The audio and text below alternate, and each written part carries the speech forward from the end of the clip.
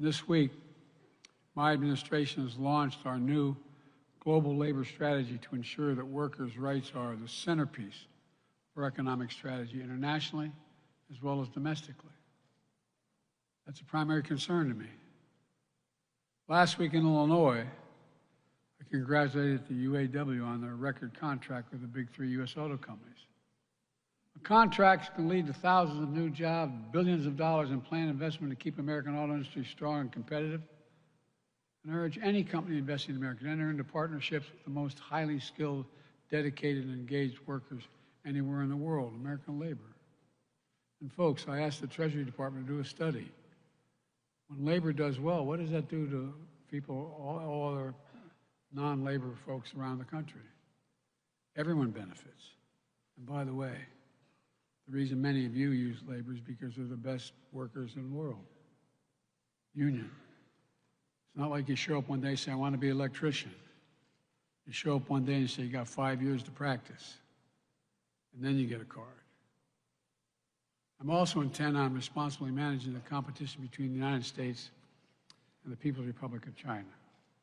That's what we talked a little bit about yesterday, President Xi and I.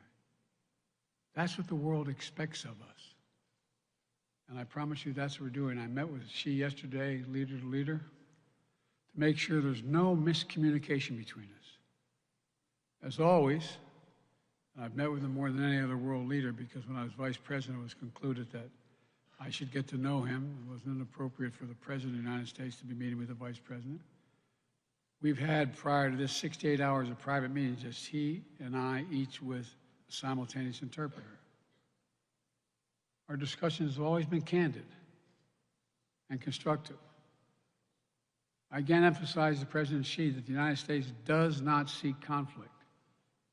And yesterday, we announced resumption of military-to-military communication channels to reduce the risk of accidental miscalculation. And it exists.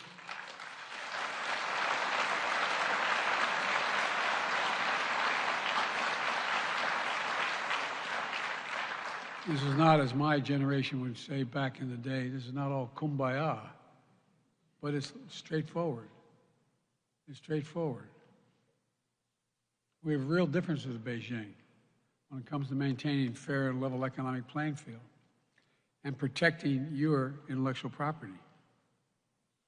We're going to continue to address them with smart policies and strong diplomacy. We've also taken targeted action to protect our vital national security interest. Let me be clear. We are de-risking and diversifying our economic relationship with the PRC, not decoupling. Not decoupling. We'll be firm, standing up for our values and our interests. And I was very straightforward, as he was with me yesterday. At the same time, on critical global issues such as climate, AI, counter-narcotics, where it makes sense to work together, we've committed to work together. We're going to continue our commitment to diplomacy, to avoid surprises, and prevent misunderstandings. A stable relationship between the world's two largest economies is not merely good for the two economies, but for the world. A stable relationship. It's good for everyone.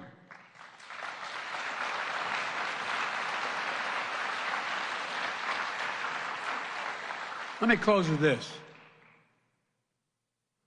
The leader's statement from that first Blake Island Summit 30 years ago captured a shared commitment to, quote, deepening the spirit of community, end of quote, among our economies. For all that has changed over the past 3 decades, we have to continue to summon the spirit of community to meet the challenges of today and to seize the enormous possibilities that exist.